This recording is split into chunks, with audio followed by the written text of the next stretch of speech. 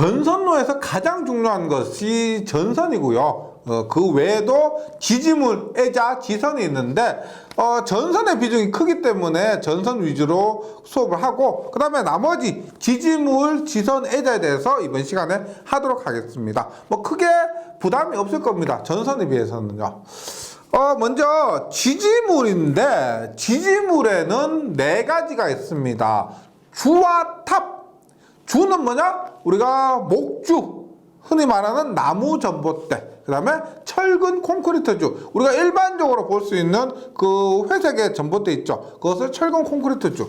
그래서 철근에 콘크리트를 입힌 겁니다. 그 다음에 철주, 철로 된 겁니다. 그래서 콘크리트 없이 철로만 이루어진 전주를 우리가 철주라고요. 그 다음에 송전에서 보통 사용되는 것이 뭐예요? 철탑입니다. 철탑. 그래서 지지물의 종류는 목주, 철근, 콘크리트주, 철주, 철탑이고요. 지지물에서는 특별하게 계산하거나 한 것이 없고 자주 나오는 것 언급을 해드리도록 하겠습니다. 먼저 목주인데, 목주는 우리가 중요한 것이 별로 없어요. 왜냐면 최근에 목주 보시면 별로 없죠. 목주는 그나마 사용된다고 하면은 섬지방에서 우리가 큰 철근 콘크리트주를 섬까지 운반하는데 너무 힘들기 때문에 섬지방에서는 그 자체 섬에 있는 나무를 베어가지고 전주로 사용할 수가 있습니다. 이렇게 사용된 것을 목주라 하고요. 최근에는 거의 보기가 어렵죠. 그래서 전기 설비 기술 기준 법규에서는 종종 나오는데 실제로는 잘 출제가 되지 않습니다. 여기서 기억해 주실 것은 말구지름. 말구라는 것은 전주의 끝부분 있죠. 우리가 전주로 사용한다고 해서 가는 작은 나무를 베어서 무작정 사용할 수는 없고, 끝부분의 지름이 12cm 이상인 것, 그 다음에 지름의 증가율, 지름의 증가하는 그 비율이 1000분의 9 이상인 것을 사용할 수가 있습니다.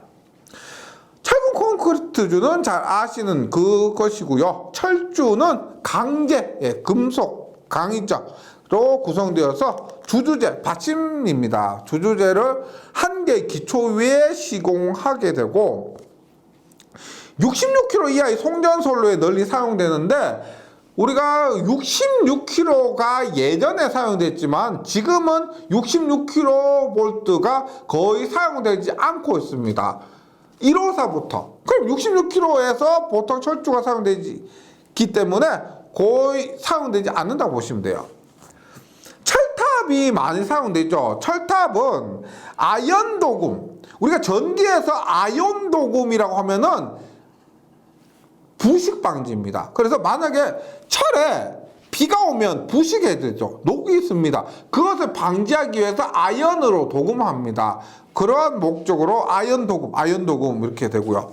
형강, 평강. 형강은 모양이 있는 그런 철근이고요. 평강은 평평한 직사각형 모양 그런 철근입니다.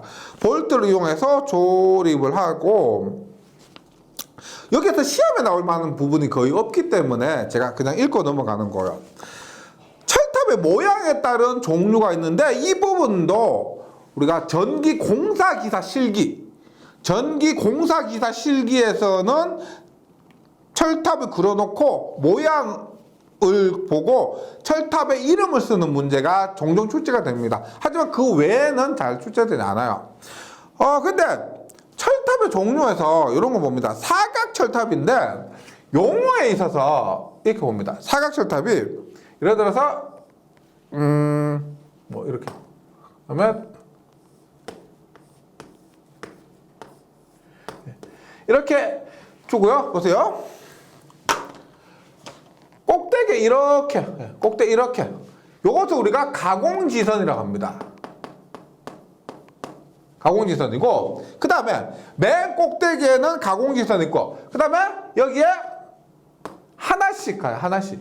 이것을 R상, S상, T상. 그 다음에 여기도 해서 R상, S상, T상. 그러면 우리가 이거 있죠. 요 한 세트 RST 한 세트를 우리가 1회선이라고 그래요. 1회선. 요 각각은 전선 하나, 뭐 도체 하나 한 가닥 혹은 복도체를 사용하면 나눌 수는 있는데 요것 있죠. 요것은 한 회선이라고 그래요. 한 세트. 그 다음에 요것도 한 세트예요. 그러면 이런 철탑 같은 경우는 2회선이라고 해요. 2회선. 그 다음에 그 옆에 방형 철탑 같은 경우는 이렇게 돼 있죠. 우리가 예를 들어서 이렇게 뭐 대략적인 모양은 그립니다. 이렇게 하면 얘가 RST 이렇게 하면 얘가 1회선이에요.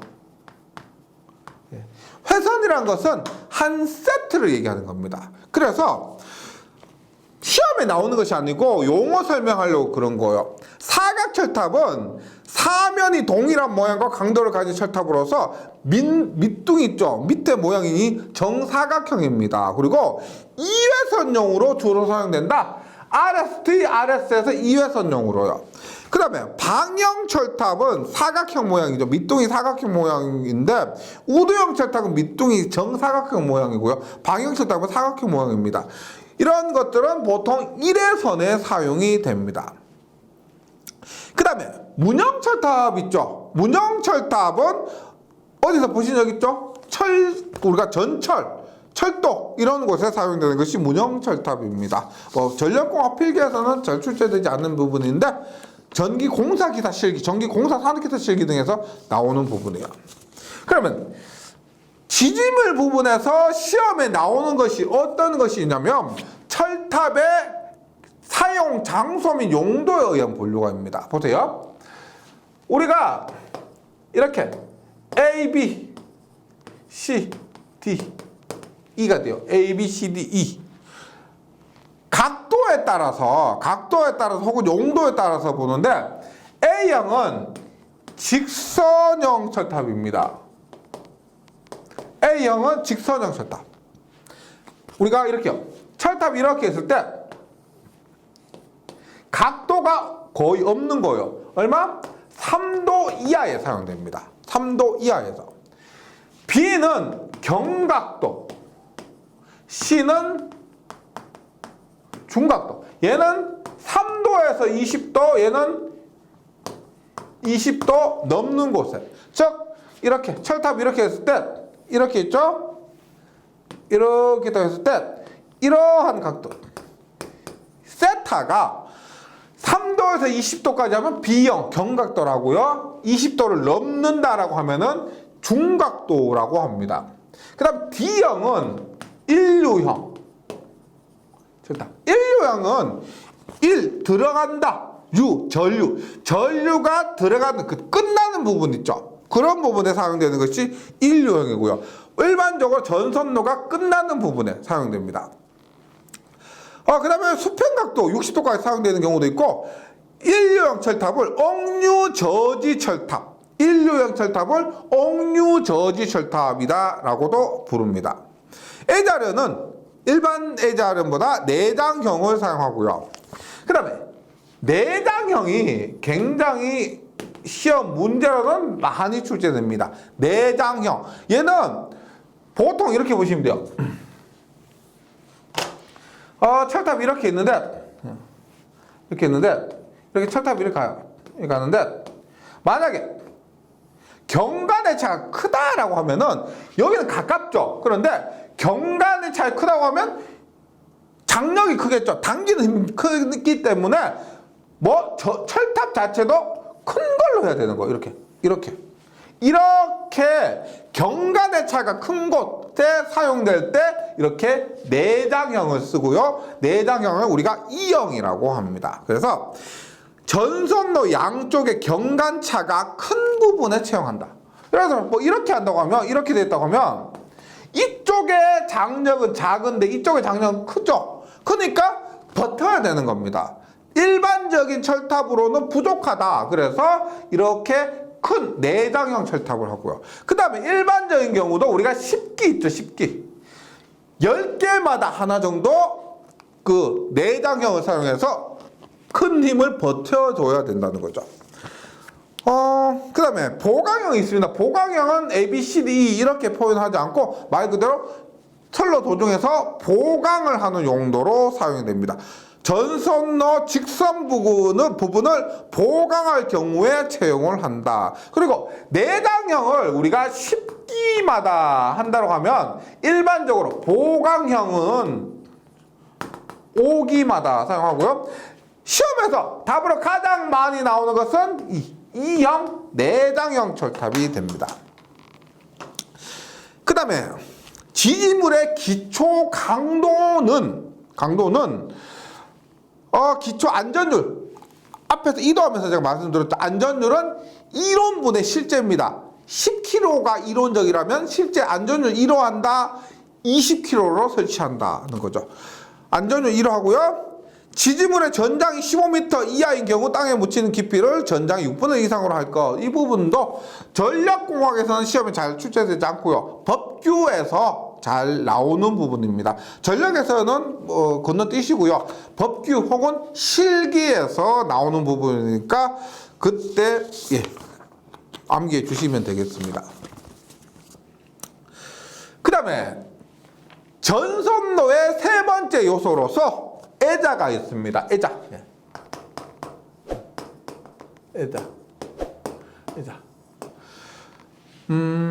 애자가 영어로 뭐냐면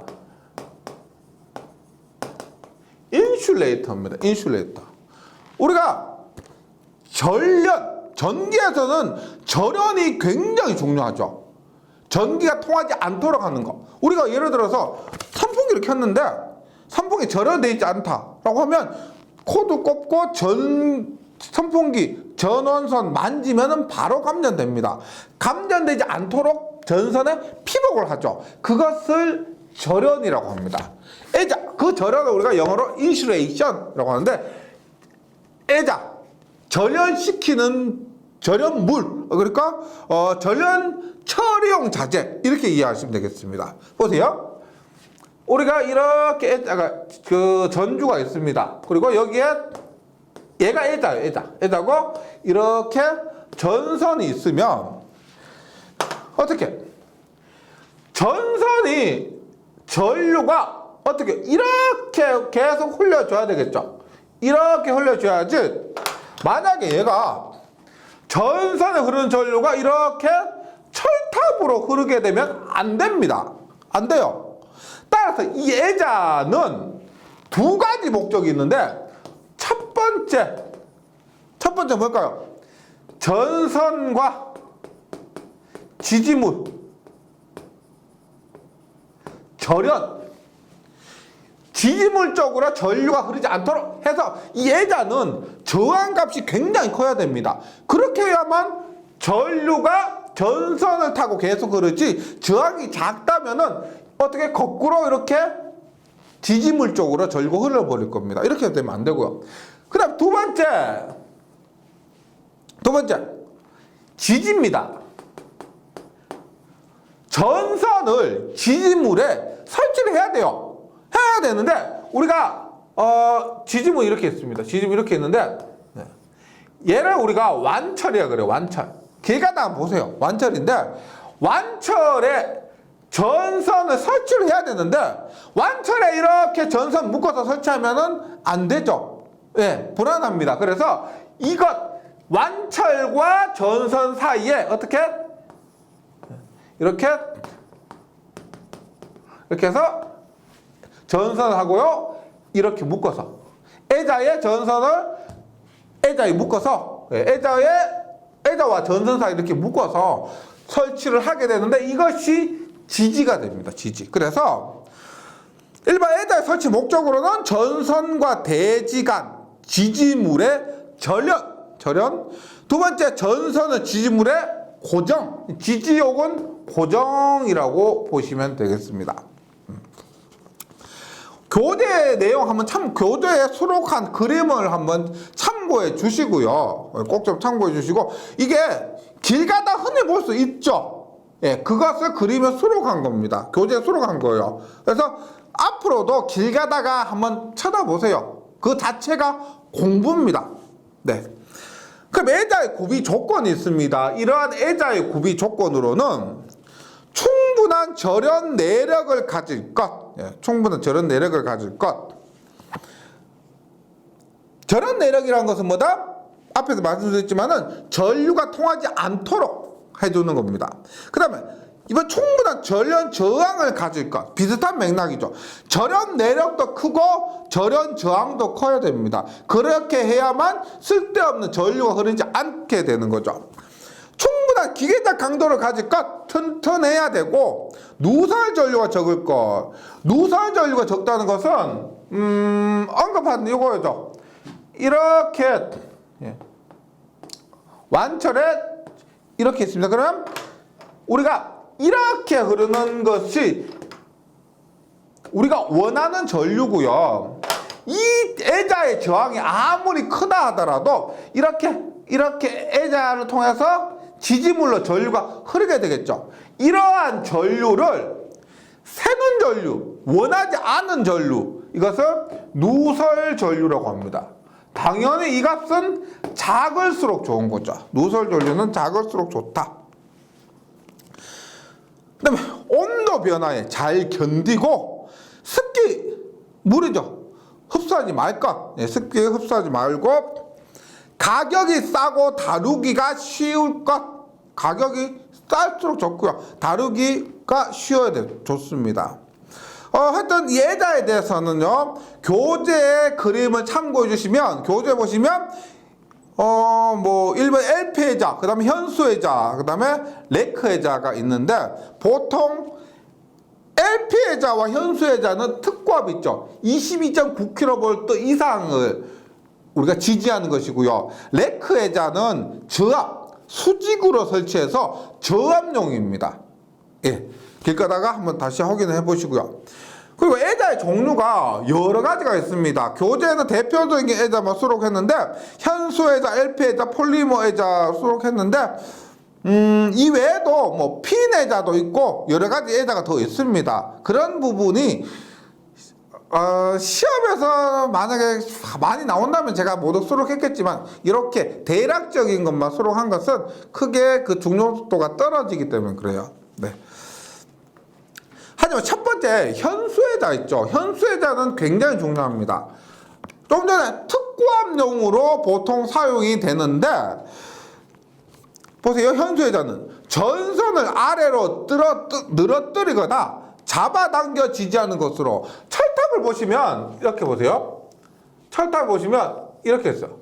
이런 식으로 해서 이렇게 떨어뜨렸어요. 늘어뜨려서. 그다음 혹은 이렇게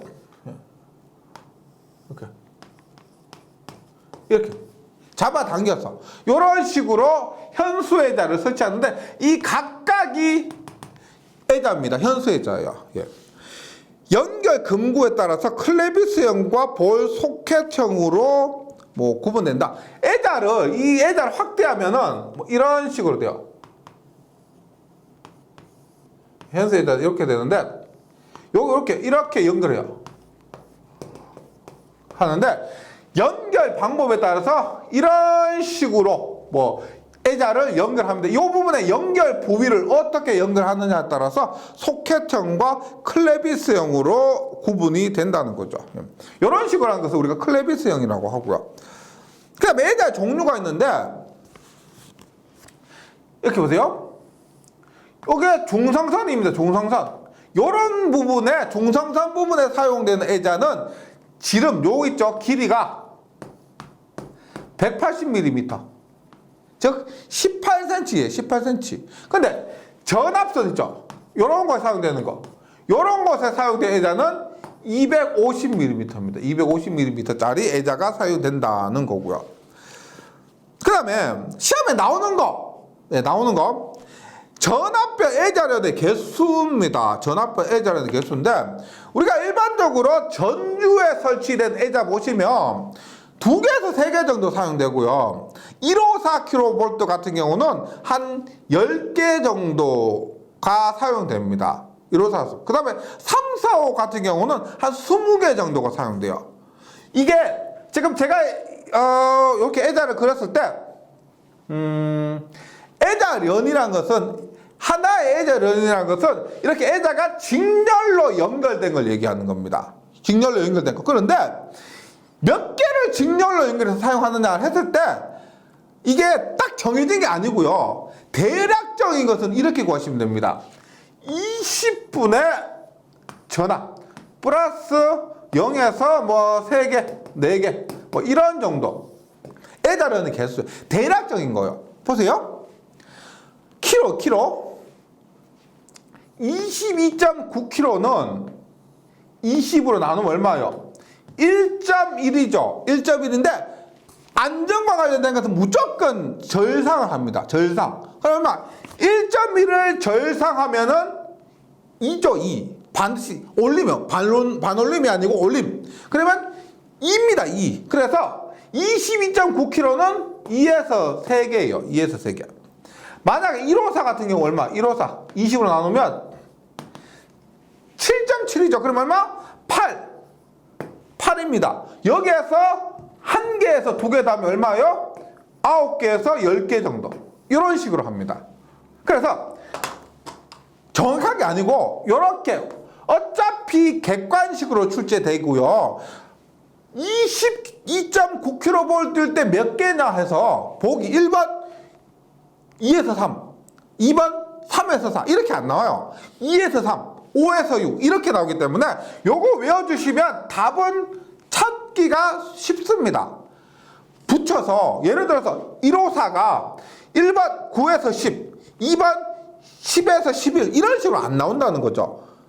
그 간격이 있기 때문에 대략적으로 20분의 V 플러스 몇 개로 외워주시면은 답을 찾기는 어렵지 않습니다. 20분의 V 이런 방법으로 해주시기 바라요.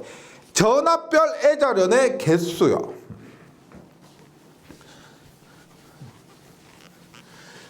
그 다음에 현수애자가 가장 많이 사용되고 핀애자 교재에 있는 거 참고해 주시면 되는데 요즘 많이 사용 안 돼요. 예. 그림은 교재에 있는 그림인데 핀애자 대신에 요즘은 LP애자입니다. 앞에서 계속 그랬지만 이렇게 완철이 있습니다. 완철이 있으면 완철에 이렇게 그래서 이런 식으로 해서 묶어서 사용하는 거. 이것이 뭐냐면 밑에도 있지만 LP애자입니다. 최근에 핀애자 대신에 사용되는 것이 이 LP애자 라인 포스트 애자가 돼요. 핀애자는 근데 뭐 최근에 사용하지 않는다고 해서 시험에 안 나오고 이런 건 아니죠. 2에서 4층의 간 모양의 자기편을 시멘트로 접착하고 그 자리에 주철제 베이스로 지지하는 것이고 66kg 이하의 선로에 사용되는데 최근에 66kg 선로 자체를 사용하지 않기 때문에 거의 사용되지 않습니다. 장간애자는 경간이 긴 곳에 있죠. 경간이 큰 곳에 사용되는 것이 장간애자고요. 그 다음에 해안 지역에서 염진의 대책 및 코로나 방지 목적으로도 채용이 됩니다. LP애자, 방금 말씀드린 핀애자를 대신해서 선로용 지지애자, 선로용 지지로 사용되는 것이고요. 전주 있죠? 우리 길 가다 굉장히 많이 볼 수 있습니다. 현수애자는 옆으로 설치된 거고 LP애자는 수직으로 설치된 거. 예. 폴리머 애자는 우리 일반적인 애자 앞에서 말씀드린 현수애자나 그 다음에 LP애자 같은 경우는 유리, 사기 이런 유리 제품으로 만들어졌는데 폴리머 애자는 유기, 유리나 자기 이런 거 대신에 실리콘 고무를 사용한 거예요. 네, 그것이 폴리머 애자가 됩니다. 근데 우리가 보통 시험에서 취급하는 것은 그리고 우리가 송전을 위주로 더 많이 나옵니다. 그래서 송전에 가장 많이 되는 애자, 현수애자 위주로 시험에 출제가 돼요. 그래서 현수애자 250mm 현수애자의 시험입니다. 암기해 주셔야 될 부분인데 예를 들어 이렇게 보시면 돼요. 현수애자가 이렇게 있습니다. 이렇게 여기 이 부분과 이 부분에 전압을 가해요. 그래서 얘가 일종의 절연물이기 때문에 절연체이기 때문에 이렇게 전류가 흐르면 안 됩니다. 흐른다는 것은 절연이 파괴돼 버리는 거예요. 애자가 그 용도에 맞는 그 작용을 못 한다는 거죠. 예. 그렇게 했을 때 얘가 공기 중에서는 80kV까지 견뎌야 돼요. 공기 중에서는 이렇게 했을 때 80kV까지는 전류가 흐르지 않고, 예, 저항체로서 역할을 해줘야 된다는 겁니다. 그 다음에 주수, 예, 물이죠, 물. 비 올 때 당연히 비가 오면은 습기가 많고요. 그래서 저전 상태에서는 일반 공기 중보다는 더 절연력이 낮아지겠죠. 하지만 50kV까지 견뎌줘야 되고요. 그 다음에 유중, 기름 안에 넣어놨다고 했을 때는 140kV, 140kV까지 견뎌야 하는 겁니다. 충격이란 것은 낙뢰라 생각하시면 돼요. 낙뢰. 빵 하는 그 단시간에 치는 고전압. 이때는 1.2 곱하기 50 마이크로세컨. 예. 뒷부분에 나옵니다. 파의 앞부분, 이렇게 파의 앞부분이 1.2 마이크로세컨, 뒷부분이 50 마이크로세컨. 이런 충격파가 쳤을 때 얼마? 125kV까지 견뎌야 한다는 겁니다. 예. 요거 전압 있죠. 각각의 전압값 암기를 해주시고요. 해주시고, 그리고 뭐 기본 뭐요? 기본은 공기 중일 때 80kV입니다. 그 다음에 애자련의 능률이 있습니다. 애자련의 능률 보세요. 예를 들어서 애자련은 이렇게, 얘가 5개 이렇게,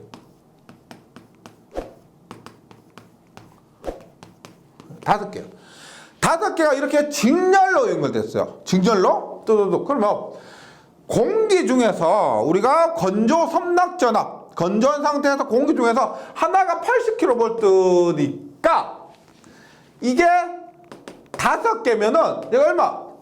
이론적으로 400kV까지 견뎌야 하겠죠. 이론적으로 400kV까지 견뎌야 하는 겁니다. 그런데 얘를 이렇게 직렬로 연결하다 보니까 이론적으로 400인데 야 하니까 300kV까지밖에 견디지 못하더라. 그랬을 때 애자련의 능률이 뭐냐면 한 개 섬락전압 곱하기 개수 분의 애자련의 섬락전압입니다. 무슨 말이요? 한 개 섬락전압 80kV고 개수 몇 개? 5개죠. 5개인데 애자련 전체 섬락전압 300kV니까 얼마? 400분의 300 하니까 0.75예요. 75. 예를 들어서 애자련의 능률은 0.75다. 0.75다. 다시 애자련의 능률이라는 것은 한 개의 공기 중에서의 섬락전압 있죠. 한 개의 섬락전압 곱하기 애자련의 개수 분의 애자련 전체, 애자련은 직렬로 연결됐을 때 전체의 섬락전압을 그 비율을 애자련의 능률이라고 하고요. 1보다는 일반적으로 다 작습니다. 네, 이렇게 외워주시고요. 그 다음에 애자 부분은 시험에 나오는 게 많아요. 애자련의 능률 이 부분도 잘 나오고, 암기하는 부분인데 요거 애자련의 전압 분담입니다. 자 보세요. 이렇게 있다. 애자가 5개 있어. 이렇게 있습니다. 그럼 보세요. 만약에 여기에 100kV가 걸린다고 하면은, 100kV 걸린다고 하면은 이론적으로 봤을 때 100kV니까 5개니까 여기 20kV, 여기 20kV, 여기 20kV, 여기 20kV, 여기 20kV 이렇게 분담을 하겠지. 100kV의 전압이 가해졌을 때 절연이 파괴되지 않고 견뎌야 하는 겁니다. 견뎌야 하기 위해서 이 애자 각각이 똑같이 20kV씩 견디면 그것이 이론적이죠. 실제 그렇지가 않다는 겁니다. 우리가 이런 것들이 등가회로가 그려지면은 지지물과 애자 이런 것들이 전부 하나의 콘덴서의 연결로 볼 수가 있어요. 즉 지지물과 애자, 전선 이런 것들이 콘덴서, 이러한 콘덴서의 연결로 볼 수가 있다는 겁니다. 그러다 보니까 우리가 예상한 것과 달리 100kV가 20, 20, 20, 20이 아니고 어떤 것은 더 많고 어떤 것은 더 적더라는 거죠. 어떻게? 당연히 전선에서 가장 많은 가까운 쪽 있죠. 얘가 전압 분담이 가장 큰 것은 맞습니다. 예상하셨죠? 그런데 가장 작은 게 어디냐면 이러한 회로적으로 해석하다 보니까 이렇게 돼요. 이렇게. 즉 어느 지점이냐? 요 지점. 즉 약 5분의 3 지점. 요거 가장 전압 분담이 큰 것. 전압 분담이 가장 큰 것은 전선에서 가까운 애자. 가장 작은 것은 끝부분이라고 생각하셨겠지만 끝부분이 아니고 어디? 이 끝부분 이만큼인데 5분의 3 지점에 위치한 애자가 전압 분담이 가장 작더라는 겁니다. 외워주세요. 애자의 전압 분담은 전압 분담이 가장 큰 애자, 전선에서 가장 가까운 애자, 예상한 것과 똑같습니다. 전압 분담이 가장 작은 애자는 예상과 틀립니다. 5분의 3 지점 혹은 3분의 2 지점, 5분의 3에서 3분의 2 지점. 이것도 앞에서 애자라는 개수와 비슷해요. 뭐 10년 애자가 10개 있는데 그 중에서 전압분의 가장 작은 애자는 어디냐? 1번 6번째, 2번 7번째, 3번 8번째 이런 식으로 안 나와요. 뭐 8번째, 7번째 이런 것을 답으로 찾을 수 있도록 나옵니다. 그래서 뭐 5분의 3 지점 혹은 3분의 2 지점 외워주시면 되고요.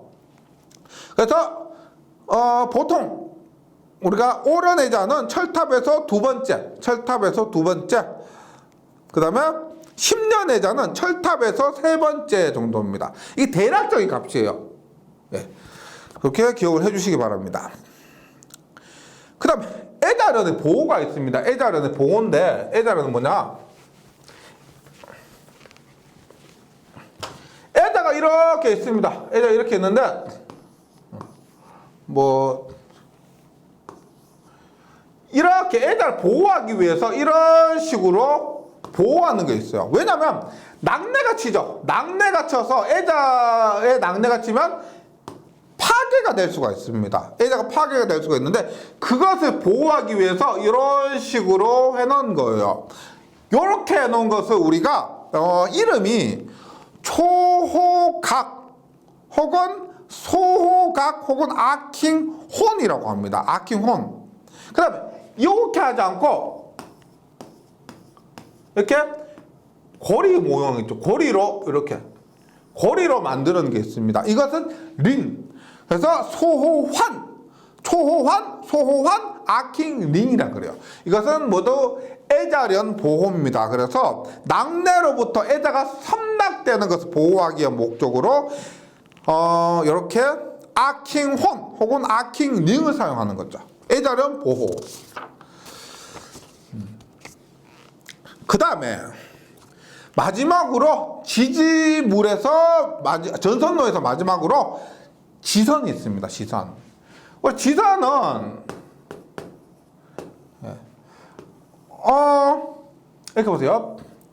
예를 들어서 전선이 이렇게 당기고 있다라고 하면은 전선이 이쪽에서 당기고 있다고 합니다. 그러면 우리가 전선을 땅에 묻었다 하더라도 이쪽으로 계속 당기고 있으면은 이쪽 힘이 쏠리죠. 그럼 어떻게 해요? 그 힘을 분담하기 위해서 어떻게 평형을 이루려면은 이런 식으로 지선을 설치하면 어떻게 돼요? 당기는 힘을 이쪽에 반대로 막고 있습니다. 이렇게 해서 지지물이 넘어지는 것을 방지하기 위한 목적으로 지선이 사용된다. 그런데 지선은 주에만 사용됩니다. 목주, 철근 콘크리트주 혹은 철주에 사용되지 지지물 중에서 철탑에는 사용되지 않습니다.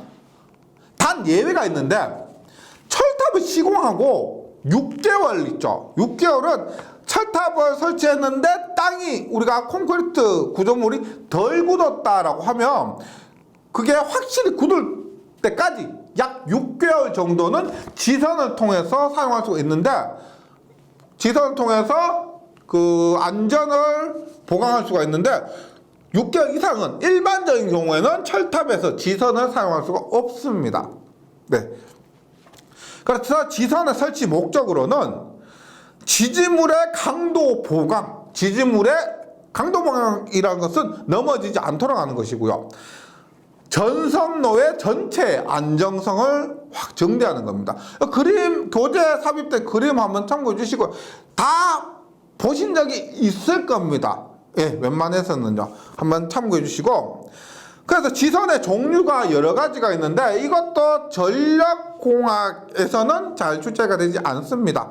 뭐, 보통 지선, 일반적인 지선이고요. 수평 지선은 오른쪽에 있는 것이 지선주입니다. 지선을 설치하기 위해서 우리가 각도가 안 나오죠. 그러니까 지선을 설치할 만한 그런 거리가 나오지 않을 때는 지선주를 설치해서 수평지선을 하고, 가공지선, 우리가 지지물과 지지물 사이에 사용하는 이런 가공지선이 있고요.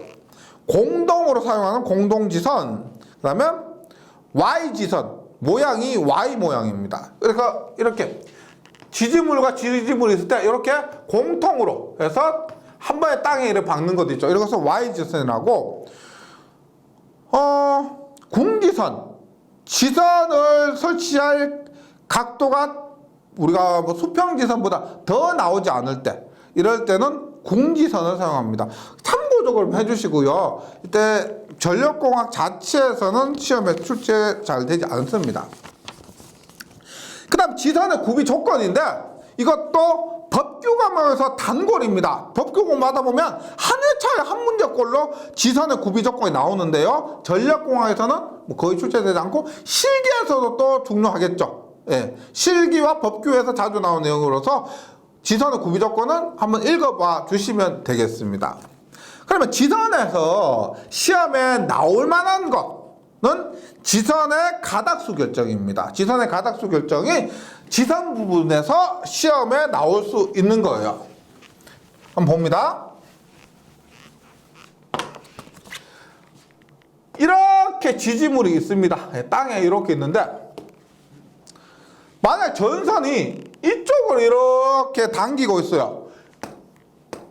장력 T로 당기고 있습니다. 그러면 얘가 100% 넘어지지 않도록 하려면은 T만큼 반대편에서 이렇게 P의 힘으로 당겨줘야 되겠죠. 그러면 힘이 같아지니까 이 지지물이 넘어지지 않습니다.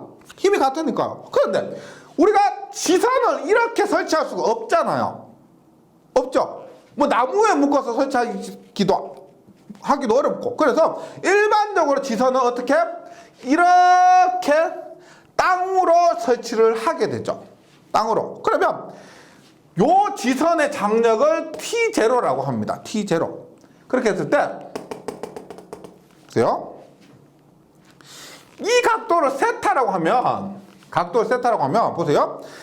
이만큼의 장력이 필요하니까, 이만큼의 장력으로 당기고 있으니까 이만큼의 장력으로 반대편으로 당겨줘야 되는데, 그렇게 할 수가 없으니까 우리는 T0만큼의 장력으로, 예, 땅에 설치를 해서 이만큼의 장력을 보강해 주는 겁니다. 그러면 우리가 구해야 되는 게 뭐겠어요? 실제 시설한 이 지선의 장력이죠. 그러면 요게 90도니까 요거보다 요건 뭐예요? 요거보다 요것은 코사인 세타입니다. 따라서 T0분의 P는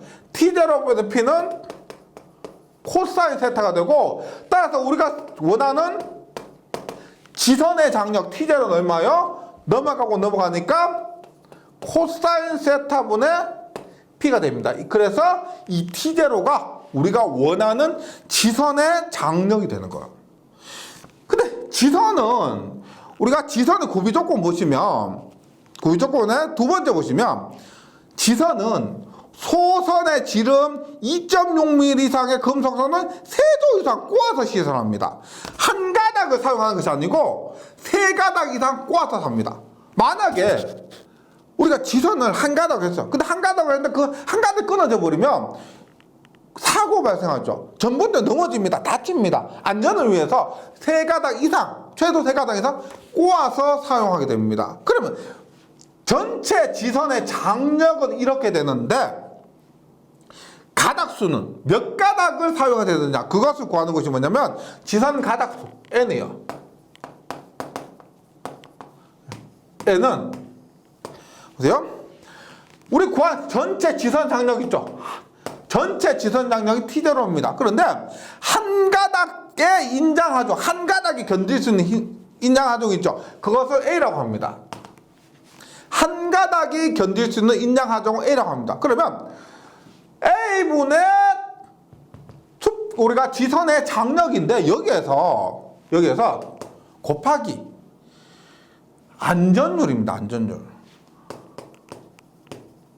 우리가 저도 어릴 때 전주 있죠. 전주 있으면 지선에 매달려 놀고 그랬어요. 근데 딱 계산한 값만큼만 하면은, 만약에 제가 어릴 때 이렇게 매달려 놀았다고 하면은 딱 계산한 값만큼 했으면 전봇대가 넘어질 수도 있었겠죠. 그래서 여기에 안전율을 곱한 것만큼 가닥수가 결정되는데, 단 안전과 관련된 것은 반드시 절상입니다. 절상. 1.1이라 하더라도 2예요. 2.01이다 3입니다. 3.001이다 4예요. 안전과 관련된 것은 내리는 게 아니에요. 반드시 올리게 됩니다. 그래서 지선 가닥수는 A분의 T제로 곱하기 안전율이고 곱하기 여기 K는 안전율이 되는 거죠. 이렇게 구해서 반드시 절상을 합니다. 절상을. 예를 들어서 이렇게 보겠습니다. 예를 들어서 T제로가 170이요. 지선의 장력이 170입니다. A가 50입니다. 한 가닥의 인장 하중이 50kg까지 건들 수가 있어요. 그러면 지선 몇 가닥이 되느냐? 보세요. A는 50분의 170이죠. 50분의 170입니다. 여기에서 안전율, 우리 지선의 안전율, 지선 구비 조건 보시면 안전율 얼마? 2.5 이상입니다. 그래서 안전율 만약에 2.5라고 하면은 몇 가닥이냐? 안전 2.5 하니까 8.5가닥이에요. 8.5가닥. 그러면 가닥수에서 8.5 이런 건 안 되죠. 반드시 절상을 해서 이럴 때는 9가닥으로 해야 된다는 겁니다. 이런 식으로 지선의 가닥수를 설정할 수가 있고요. 계산할 수가 있고, 그게 어려운 부분은 아니니까 공식을 외운다라기보다는 한번 이 그림을 통해서 공식을 한번 끄집어내서 이 부분도 충분히 이해가 되실 겁니다. 예, 한번 공식을 정리를 해주시기 바라겠습니다. 여기까지 해서 전선로 부분 이론을 마치고요. 처음에 말씀드렸지만은 공식 외운다, 무조건 1장부터 외운다 하지 마시고 눈에 보이는 부분이니까 최대한 이해를 해보시고 안 되는 부분 외우고 그렇게 공부를 해 나가는 습관을 좀 들으셨으면 좋겠습니다. 어떤 분들이 문제다 안 좋은 거예요. 네, 저는 문제풀이 시간에 다시 뵙도록 하겠습니다. 수고하셨습니다.